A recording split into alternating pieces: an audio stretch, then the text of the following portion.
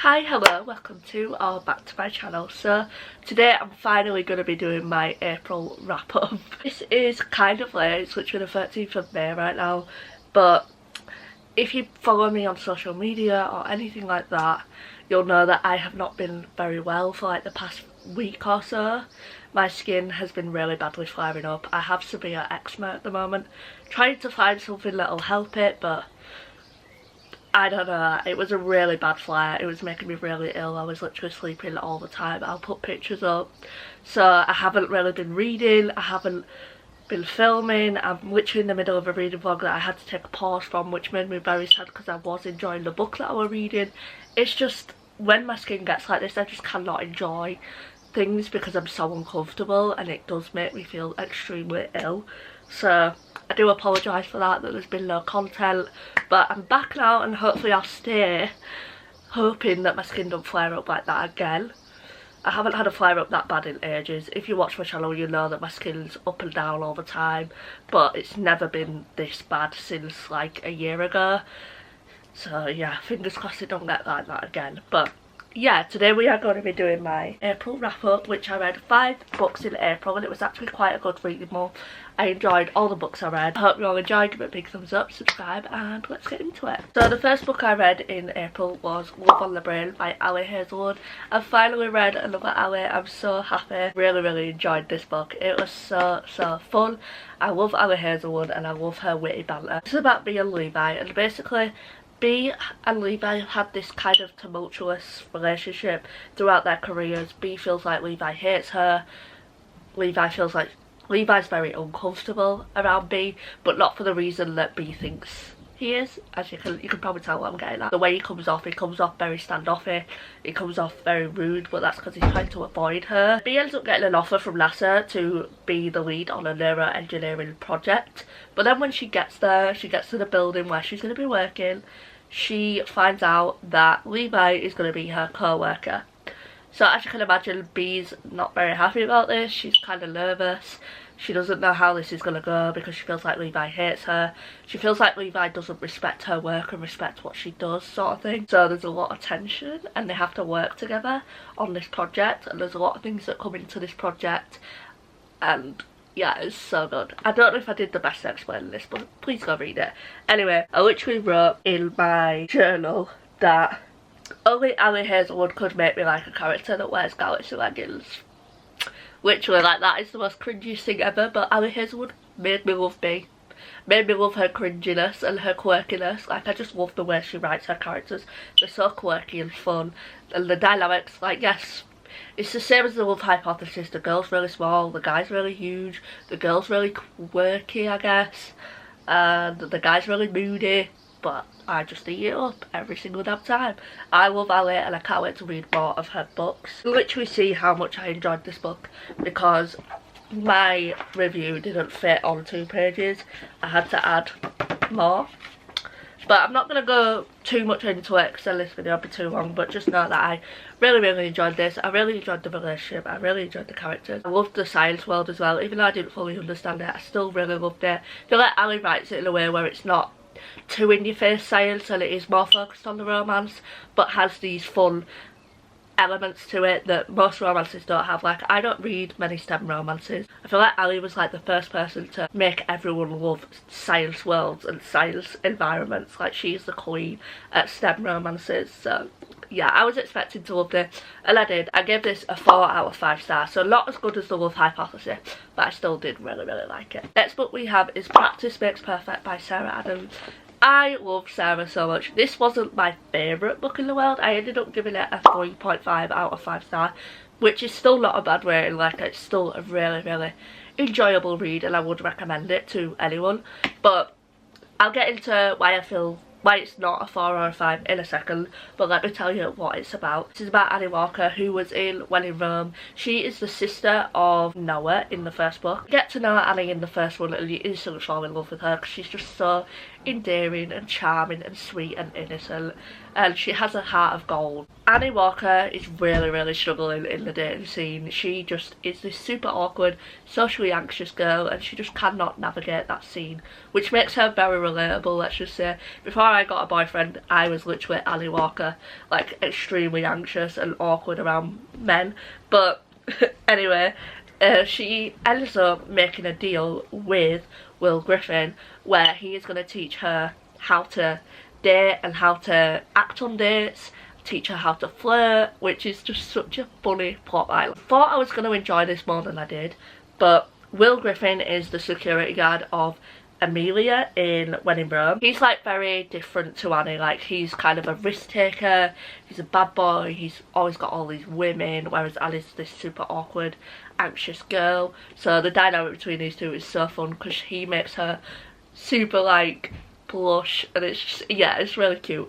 But one thing that kind of ruined this book for me was the fact that it was so physical. Like, there was not much of an emotional connection between these two characters, like, at all. I felt like it was just mostly physical. We got little snippets of their emotional connection, but I feel like it was really focused on the physical attributes, which I would have more enjoyed it if it was more focused on the emotional side of it, like When in Rome was.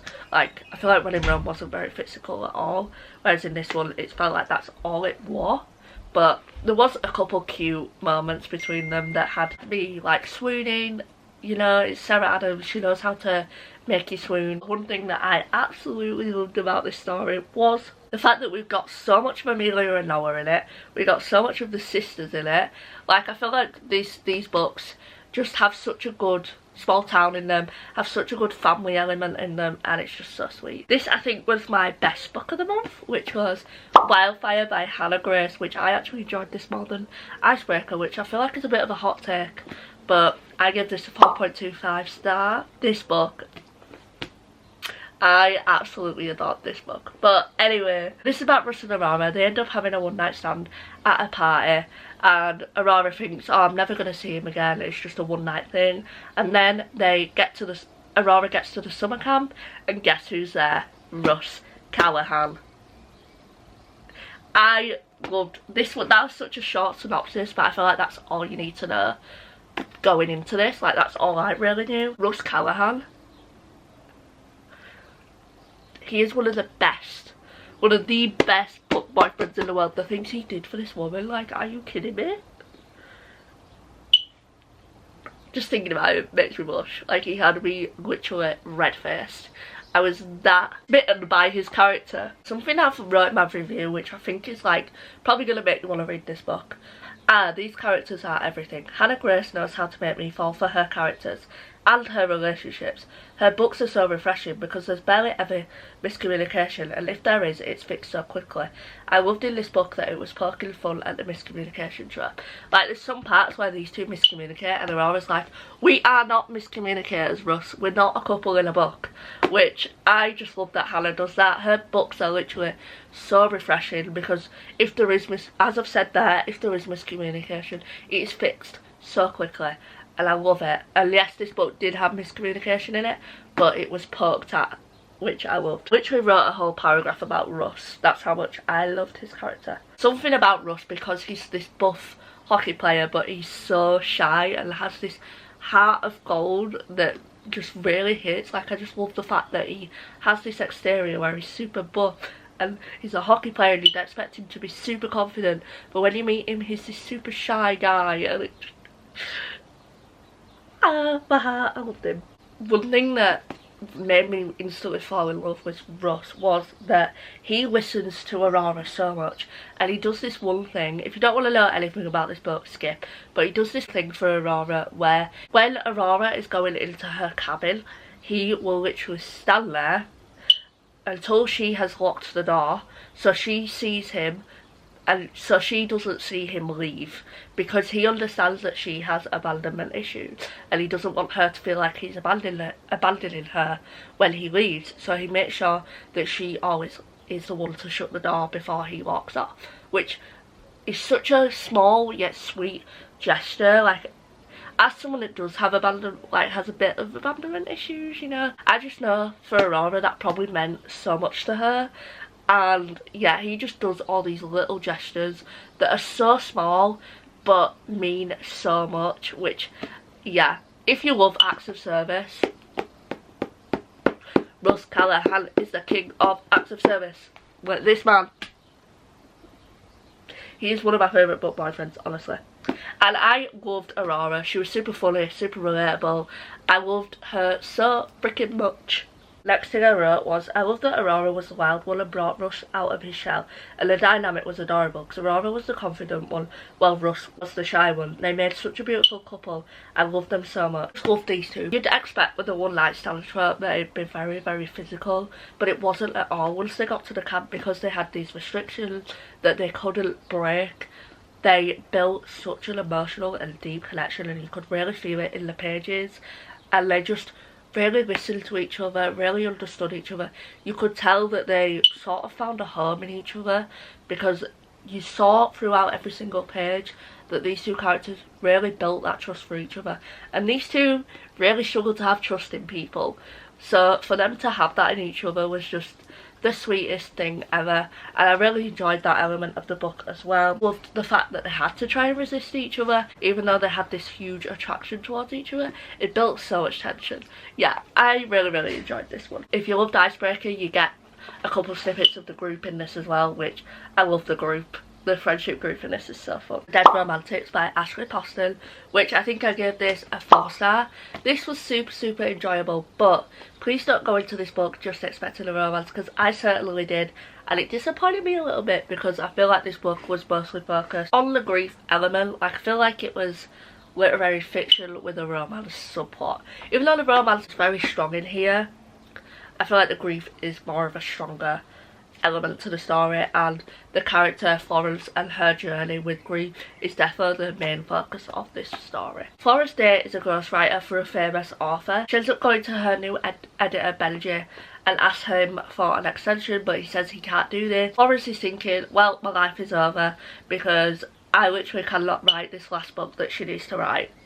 It's just not possible. She has no motivation. She's lost her love for writing. She ends up getting a call and gets some tragic news from her family, so she has to go back to her hometown. When she gets there and she's at the funeral home where her family work, there's a knock on the door. And when she opens the door, she is not expecting to see her hotshot new editor Benji at the door as a ghost. As a ghost. Yes, you heard me right. You're probably thinking that sounds so weird, but honestly it is so much fun. Like, I really loved the dynamic between the two. I think what made this book so special was the fact that there was no way of them being able to touch or anything. These two literally only had an emotional connection because it just wasn't possible for them. And throughout the whole book you're questioning, like, how is this gonna work? Because he's a ghost, she's a human. How is this gonna be resolved? And I just think the journey that Ashley Poston takes you on is such a beautiful story. I think Ashley Poston is a really incredible author and writer. All her books have such unique elements to them. Like, this one is about a ghost, her other one is about time travel, a time traveling apartment. Like, she is a very unique and interesting author. I feel like the way she developed the romance in this was beautiful. The journey that you go on with Florence and her character is beautiful, and you see her figure out how to navigate her life without this certain person. Just don't go into this just expecting a romance. You're very focused on Florence's character. I think one thing I do wish is we got more of the romance and we got more of Benji's character. Like, I feel like we didn't know him that well, you know. I feel like we really knew Florence but we barely knew Benji. I just wish we got more of him. But other than that, I really recommend this, especially for spring summertime. I feel like this really gives spring summer vibes. Like, one thing Ashley Poston writes a lot about is, I feel like her writing is very descriptive about, like, Florence's surroundings, like flowers and the sky and the weather. Like, I feel like Ashley's really good at that, and it just gives spring vibes, you know. Last book we read was Fake Dates and Mooncakes by Shirley. This was so cute, but not much depth, you know. Look at how short it is. Oh no, this isn't the last book, sorry. I read 6 books this month. Completely forgot because I don't have a copy of one of my books. I gave this a 3.5 in my journal, but I think I'd probably give it a 3. Just because I don't think about this book. So this is about Dylan, and he runs a Chinese takeout with his family. He decides he wants to enter a mooncake competition so it could bring publicity to their little Chinese restaurant because they're struggling a lot with money at the moment. And then one night when he's delivering a package of food, he meets Thea Summers, who is super wealthy. And Thea and they don't get off on the best foot because Thea's friend is very rude, let's just say that. But Thea ends up coming back to the Chinese restaurant, which convinces Dylan to be his fake date to a family wedding. Just remember it being super cute. That's literally it. Oh yeah, one thing I did really like about this book was the family elements, and the little takeaway was super cute. I really enjoyed. I just love food in books. I literally wrote in my journal, this book's a 3.5 because it was so good, but I don't remember much of the story. I just remember it being super wholesome. Literally, that's all I remember, so I can't really say much about it. I still recommend it though, and it was nice to read an LGBTQ plus romance because I don't have many of them on my TBR.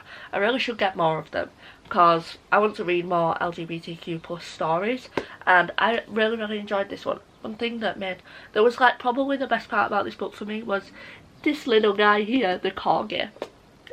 If a book has a dog in it, it's going to make me love it more. But yeah, 3 stars for this one. The last book I read in April, which I don't have a copy of, was It Ends With Us by Colleen Hoover. I was shocked by my rating for this book. I ended up giving it a 4 star, which I was kind of shocked by because everyone, when I was posting this book on TikTok, that it's one I've been avoiding. Everyone was saying, you're not going to enjoy it, avoid that book. I actually really loved it. I feel like the story in this book was so important and such a emotional story, and I feel like it's one that people need to hear. I don't know, I think it was really good. I think one thing I will say though with Colleen Hoover is her writing is super simple, and I understand why people say that Colleen Hoover is good if you want to get into reading, because her writing is literally so simple and super easy to read, super quick to read. I think I literally read It Ends With Us in 2 days or 3 days. It was super quick. This story has 2 timelines. We have Lily and Atlas. Atlas is her childhood best friend, is the word I'd use. And then we have Lily and Ryle in the present timeline. Lily has not had it easy in her childhood. She had a very destructive household. She meets Atlas when she's young. I think she was about 15 or 16 or something like that, and she helps Atlas. I'm not going to say much because I don't want to give too much away, but let's just say she helps Atlas and they build this super sweet best friend relationship. Obviously they do have a little bit more than that. I don't know what I can say, I don't know what spoilers because I don't have the book, I don't know what's on the back of the book. But let's just say they build a best friend relationship and she helps him. I'm just going to say that. In the present timeline, Lily meets Ryle, who seems like this perfect guy. He has the perfect life. He suddenly wants Lily, even though when they first met he said he doesn't want a relationship. I adored Atlas so much. I loved Lily and Atlas. I feel like they had such a unique love story. Like, never read anything like that before. And I just loved the way Lily took him in and took care of him. I really love Atlas and Lily, and I cannot wait to see the movie. Although the casting isn't great, but I'm someone that believes the casting isn't important, it's the story that's important. And also the reason why it's called It Ends With Us. My heart literally just... I've never been more proud of a character like with Lily. The things this woman has been through and the things she's had to fight through, and just the way it ends is so beautiful. Please don't let people stop you from reading this book, because I personally really enjoyed it. I think, as I said, it was a very impactful story, and I feel like this story's probably helped a lot of people, and I am excited to read the sequel, but I'm nervous because I haven't heard the best things about the sequel. But let's be real, I didn't hear the best things about the first book, and I personally really enjoyed it. I feel like I'm just on the bad side of TikTok because so many people, when I went on Goodreads, it has such a high rating. I feel like a lot of people do love this story and love this book, so hopefully I'm not the only one, and I am actually excited to read more of Colleen Hoover. And thank you to my friend Louie who convinced me to read her, because I was like, no, because of everyone on TikTok, and I'm just so glad that I decided to read this book. And I still think about some of the scenes in this story. I feel like this book really kept you hooked because there was so much drama and so many things going on, and it's a book that you literally cannot put down. Personally, I loved Lily and I loved her character and I loved seeing her journey. One thing though, I wish we got more of Atlas. Like, I would literally just read a book about Lily and Atlas. Yeah, I love them two so much. But that's all I'm going to say about it, and it's one of those. Please go read it. Don't let bad reviews put you off. I personally loved it. That is all the books I read in April. I'm sorry this wasn't the best. I feel like I always say this when I do these videos. I'm not good at wrapping up. I'm not good at saying what books are about. I'm good at saying what I loved about them, but not what they're about. I'm just bad at explaining how I feel about things, unless it's like right after I've read it. I have such a forgetful memory. Like, it's so bad. Like, I love reading, but chances are a week later I'm not going to remember much about the book. Plot wise, I'll remember the characters and remember how the book made me feel, but not what happened in the book. Is anyone else like that? I feel like I'm the only one. I hope you all enjoyed this video. Give it a big thumbs up, subscribe, and I'll see you all in the next one. Bye!